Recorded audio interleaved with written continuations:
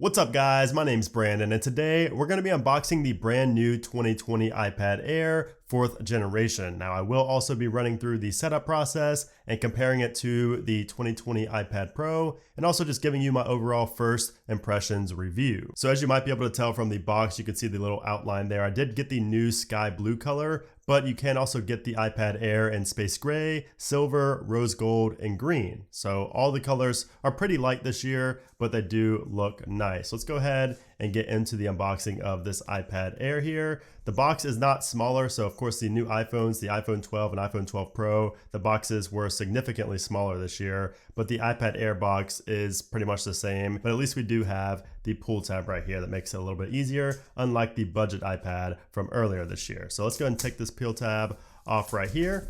Let's go ahead and get into the unboxing.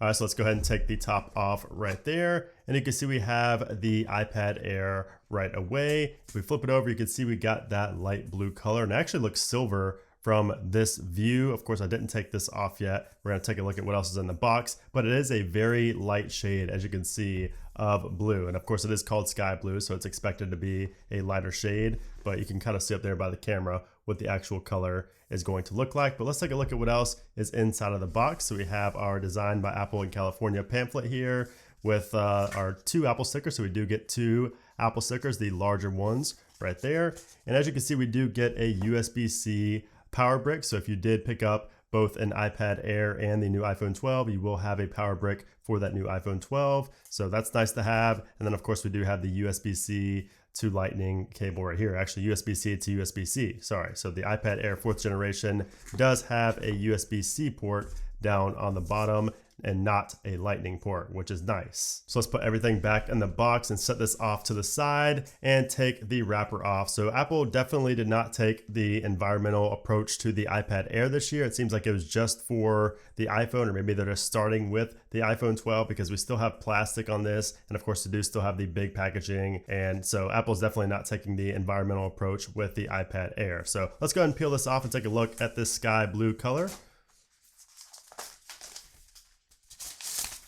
So there you go, you can see we have a very, very light shade. It almost looks silver from certain angles. And if it hits the light correctly, it will actually look silver. And then other angles, it looks blue. So of course, when it's a little bit more dim, a little less light directly on the iPad, it will look more like a sky blue, but it definitely looks silver in certain scenarios. So I really like this look. It's very subtle, very clean looking. You can see here the edges. We have nothing on the left-hand side right here. On the right side, we do have the volume rockers right there. Up top, we do have a power button. That's actually new this year because we have Touch ID built into the power button. So that's very interesting, and we'll be taking a look at that here in a moment as well. We have our speakers, the microphone, and then down on the bottom we do have more speakers, and then we also do have the USB-C port, not Lightning. And of course, the most important part of the iPad Air this year is the fact that we no longer have the home button. We have a full edge-to-edge design. It's not really edge-to-edge because we do still have the bezels, but we do not have a home button anymore. So we have a full screen right here,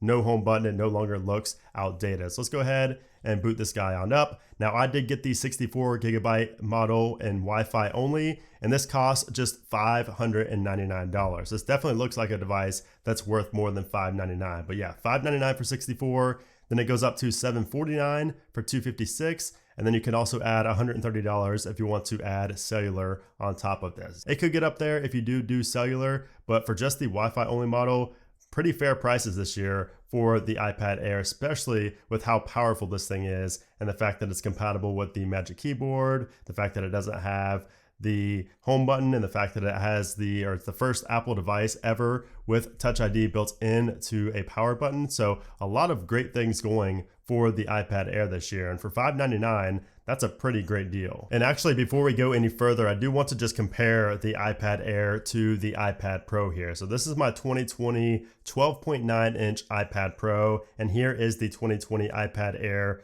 4th generation. So you can kind of get a sense of the size of these two. And I do have the Magic Keyboard over here as well, which I will attach the iPad Air 2 here in a moment. But take a look at the bezels. The bezels aren't actually that much bigger on the iPad Air than they are on the iPad Pro. So of course the iPad Pro does have slimmer bezels all around, but the iPad Air, it's not like they're major. I mean, they're still pretty small for a $599 tablet. So definitely nothing to complain about there. Now, of course, if we flip them over, you will see quite a difference here. Of course, the 2020 iPad Pro is going to have a dual camera setup plus the LiDAR scanner, whereas the iPad Air just has a single firing camera, no LiDAR scanner or anything like that. So definitely pretty weak in the camera department, but most people don't really care too much about the camera on an iPad. They just want to be able to do FaceTime calls, scan documents, and you really don't need all the extra that's included with the iPad Pro. But you can see everything else around the body is pretty much the same on these iPads. So yeah, let's go ahead and take a look at what the iPad Air looks like on that Magic Keyboard. So yeah, it sticks just as well. Of course, this is a 12.9-inch case, so it's not going to fit perfectly. I just really wanted to test the strength of the magnets there and make sure it was still pretty much the same as the iPad Pro, and it pretty much is. I can't really tell a difference in the magnets there. Of course, it is kind of hard to tell with this much bigger case, but this is compatible with the Magic Keyboard, which is another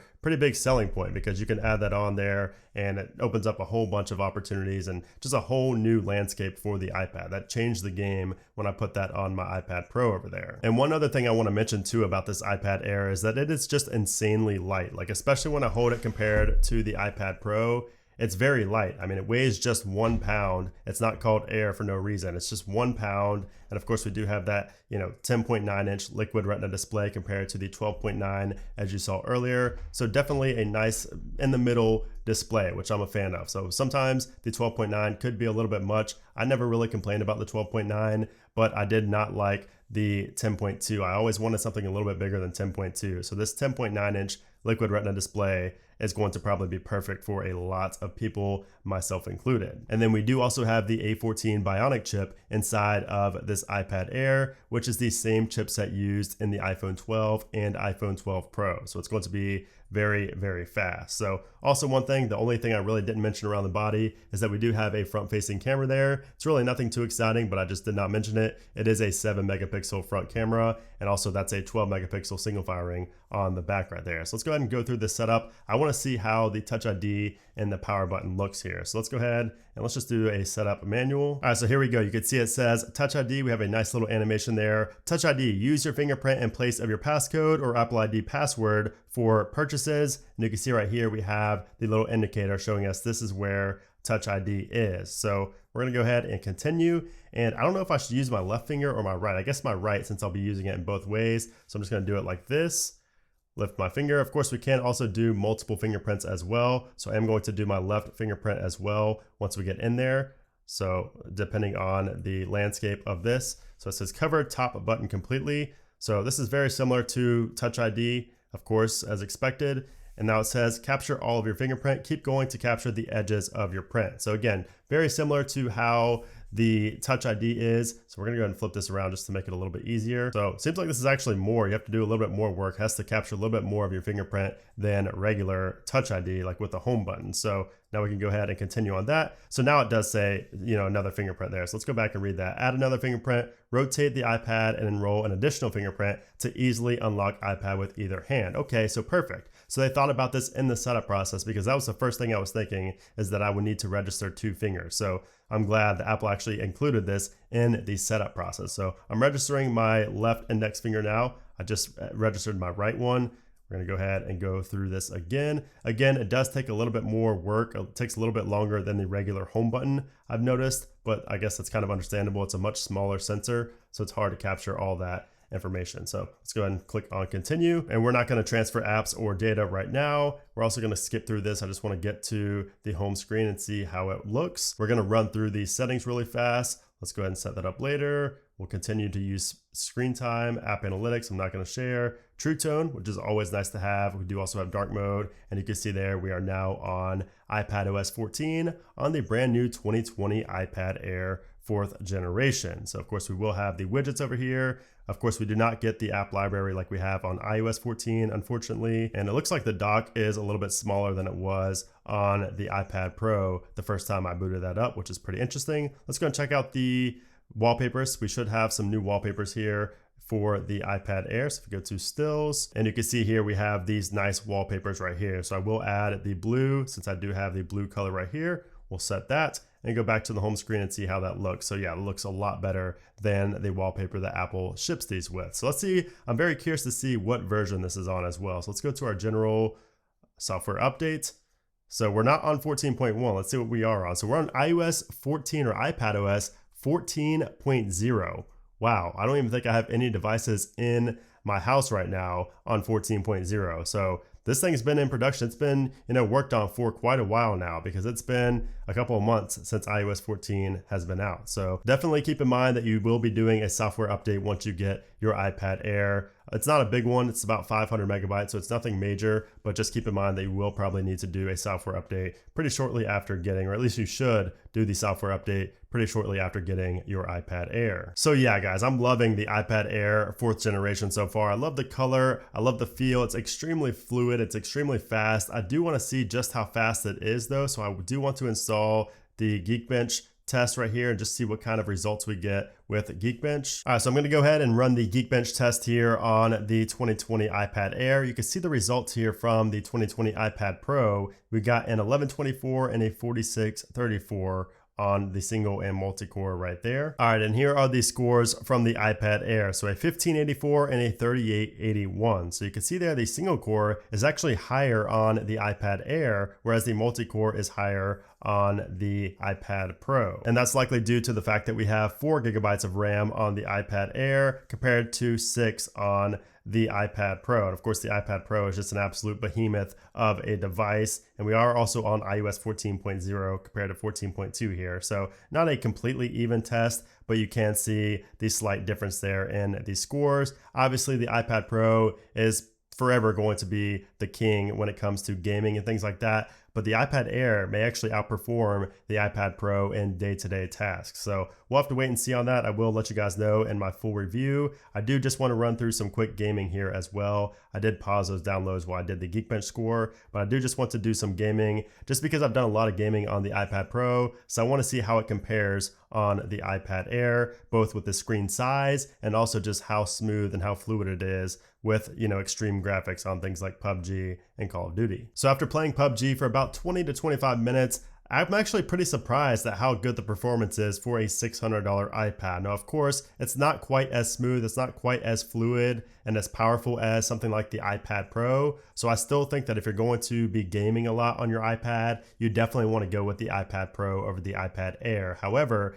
the iPad Air, again, for $600 is no slouch. It is definitely probably the second most powerful, right behind the iPad Pro. And it's not like it lags or anything like crazy. It's just you could tell there are some hitches, especially when there's things like really a lot of action going on in a PUBG game, a lot of explosions and things like that. That's when you can really start seeing, some lag, but it's not really consistent or anything like that. So it's not like the gaming is bad. The gaming is actually really fun, and I can definitely play a full game on the iPad Air. It's just I would prefer to do it on the iPad Pro, both for the size of the screen and also for the crazy internals of the iPad Pro, and of course that excessive RAM as well, the 6 gigabytes of RAM, which is really nice. But if you don't game a lot, the iPad Air is going to be perfect for web browsing and taking notes and emails, so just pretty much everything else besides gaming, the iPad Air is going to knock out of the park just as well as the iPad Pro would. The only thing I can really see the iPad Pro being much better at is something like gaming and maybe video editing and video exporting, but everything else is going to be pretty close, and the iPad Air may even be faster than the iPad Pro and some of those scenarios as well, because we do have the A14 Bionic chip, which is the latest chipset here. But anyways, guys, there you have it. Those are my thoughts on the new 2020 iPad Air 4th generation. Overall, I'm pretty surprised. I'm pretty impressed with this iPad for just $600. Of course, for the 64 gigabyte model, that may be too small for some, but for me personally, I never put too much on my iPad. And the fact that we have a USB-C port, I can connect an external drive, I'm not really worried about storage. So 64 gigabytes is fine with me, and especially at that $600 price tag. So let me know what you guys think about the new iPad Air down in a comment below. Are you looking to get one? Do you have an iPad Pro now? Are you thinking, this could replace your iPad Pro? Me personally, I would keep the iPad Pro, even if you don't have the 2020. If you have the 2018, I would keep that as well. but the iPad Air is going to be a great option for those looking to get into the tablet market, looking to get a new iPad. I don't think you can really go wrong with the iPad Air. But anyways, if you guys enjoyed this video, I would appreciate if you gave it a thumbs up. And of course, make sure you guys subscribe because I will be doing a more long-term review on this iPad Air as well. But anyways, guys, thanks again for watching, and I'll see you soon.